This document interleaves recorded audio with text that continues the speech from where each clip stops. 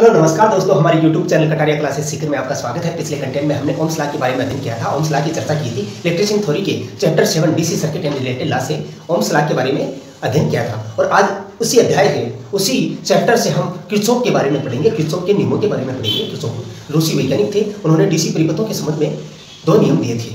DC परिपथों के संबंध में कितने नियम दिए थे? किरचॉफ ने 2 नियम दिए थे। तो आज चर्चा करेंगे किरचॉफ के नियमों की। किरचॉफ के नियम, किरचॉफ के नियम कौन कौन से थे? तो दोस्तों, किरचॉफ के नियम समझने के लिए हमारा वीडियो पूरा देखें और हमारी वीडियो को लाइक करें, शेयर करें, कमेंट करें और हमारे चैनल को सब्सक्राइब कर लें। तो आइए दोस्तों, किरचॉफ के नियम कौन कौन से थे? 2 नियम थे। एक तो किरचॉफ ने विद्युत धारा नियम दिया था। सर्वप्रथम पहला है विद्युत धारा नियम। विद्युत धारा नियम। तो विद्युत धारा नियम क्या है दोस्तों, उसके बारे में बात करते हैं। विद्युत धारा नियम किसी बंद डीसी परिपथ में चालकों के संगम पर, किसी बंद डीसी परिपथों में चालकों के संगम पर विद्युत धाराओं का योग, विद्युत धाराओं का बीजगणितीय योग शून्य होता है। क्या था? किसी बंद डीसी परिपथों में चालकों के संगम पर विद्युत धाराओं का बीजगणितीय योग शून्य होता है। तो क्या हो गया इसमें दोस्तों? सिग्मा आई बराबर 0। सिग्मा आई बराबर 0 विद्युत धारा का पहला नियम है। सिग्मा आई बराबर 0 विद्युत धाराओं का बीजगणितीय योग चालकों के संगम नोड पर शून्य होता है। तो इसको एक अपने डायग्राम की सहायता से समझेंगे दोस्तों। डायग्राम ये जैसे ये संगम है और ये अलग अलग शाखाएं हैं, 5 शाखाएं हैं। इसको अपन I1 कह सकते हैं, I2, I3, I4, I5।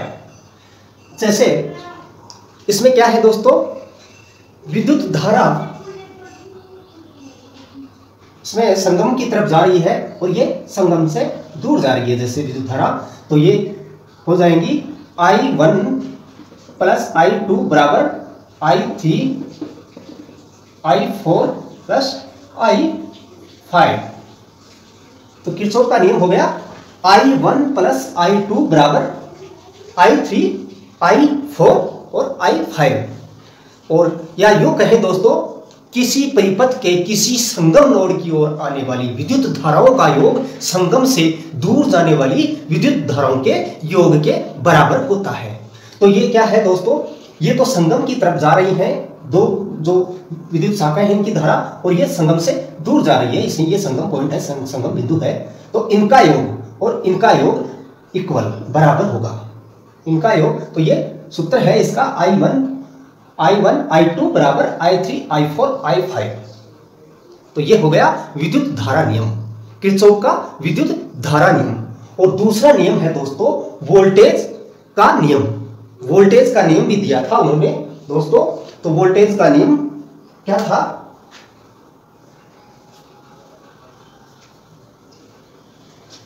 Voltage नियम, दूसरा नियम था वोल्टेज का नियम। किरचॉफ का डीसी परिपथों के संबंध में दूसरा नियम था वोल्टेज का नियम। वोल्टेज का नियम की चर्चा करते हैं, वोल्टेज नियम की चर्चा करते हैं दोस्तों। तो इसकी डेफिनेशन मैं बता देता हूं आपको, परिभाषा क्या होती है वोल्टेज नियम की। किरचॉफ का ये डीसी परिपथों के संबंध में काम में आता है दोस्तों। तो ये किसी बंद डीसी परिपथ में, किसी बंद डीसी परिपथ के किसी बंद लूप में आरोपित विद्युत वाहक बलों का बीजगणितीय योग उस लूप की प्रत्येक शाखा में हुए वोल्टेज ड्रॉपों के बीजगणितीय योग के तुल्य होता है। क्या होता है दोस्तों? किसी बंद डीसी परिपथ के किसी बंद लूप में आरोपित विद्युत वाहक बलों का बीजगणितीय योग उस लूप की प्रत्येक शाखा में हुए वोल्टेज ड्रॉपों के बीजगणितीय योग के तुल्य होता है। तो इसको समझेंगे अपन इस तरह। सिग्मा दोस्तों, सिग्मा आई बराबर सिग्मा आई बराबर sigma I R, sigma I R, sigma I R. Sigma I equal sigma I R, या फिर यूं कहें सिग्मा वी बराबर sigma I R, sigma we बराबर सिग्मा आई आर, या फिर इसको यूं भी कह सकते हैं अपन। और इसको एक डायग्राम की सहायता से समझने की कोशिश करते हैं दोस्तों। डायग्राम यह है, जैसे ये वोल्टेज हो गए, सॉरी दोस्तों, ये